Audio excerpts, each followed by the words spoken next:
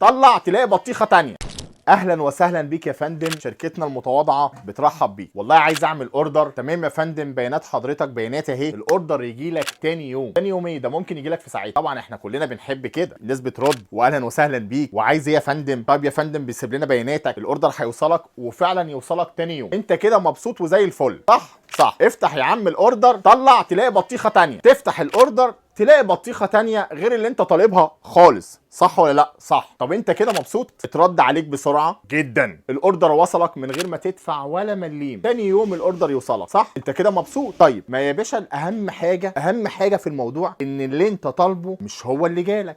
صح. يبقى احنا لازم نركز في الموضوع ده. مفيش مشكله ان انا اتغاضى ان انا ما تردش عليا، عادي يعني. ما تردش عليك النهارده هيترد عليك بكره، كده ان شاء الله هيترد عليك. طيب ما لحقتش من الاوردر بتاعنا بتاع النهارده، هتلحق في اوردر تاني. يعني كده ان شاء الله على قد ما اقدر هفيدك، على قد ما اقدر هفيدك، وهبعت لك اللي انت عايزه، وهتجي لك حاجات احسن ما انت طالبها. بس واحده واحده عليا، تمهل يعني، تريث يعني، اهدى كده وبالراحه. انا مش بتاع اهلا وسهلا يا فندم، انا مش بتاع الاوردر يوصلك تاني يوم، انا مش بتاع كده. بعترف اهو، بعترف. بس انا بتاع اهم حاجه، بتجي لك الحاجه اللي انت طالبها بالظبط، والحمد لله يمكن احسن كمان. فالموضوع محتاج منك شويه صبر. زي ما انا بقدم لك خدمه وبتعاون معاك، قدم لي خدمه ان انت تصبر عليا وتتعاون معايا، ونبقى احنا كده ايه الشعار بتاعنا، فيد واستفيد. فهمت الفكره؟ فهمت. الله المستعان. سلام عليكم.